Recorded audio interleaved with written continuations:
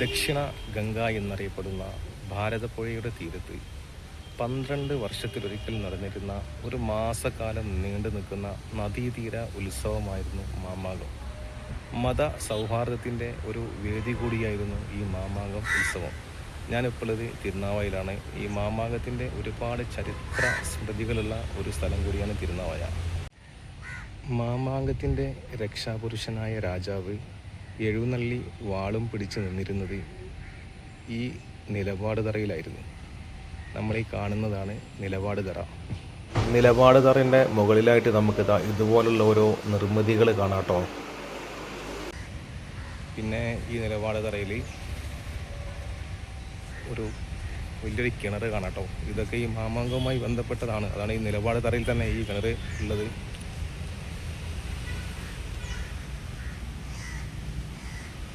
പിന്നെ ഇതാ ഇവിടെ വേറൊരു സംഭവം കൂടി ഉണ്ട് കേട്ടോ.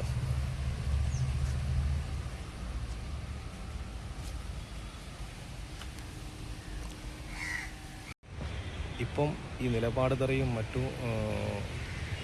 ഇതുമായി ബന്ധപ്പെട്ട മറ്റുള്ള പൈതൃകങ്ങളൊക്കെ നമ്മുടെ കേരള സംസ്ഥാന പുരാവസ്തു വകുപ്പിൻ്റെ സംരക്ഷിത സ്മാരക പട്ടികയിൽപ്പെട്ടതാണ് കേട്ടോ.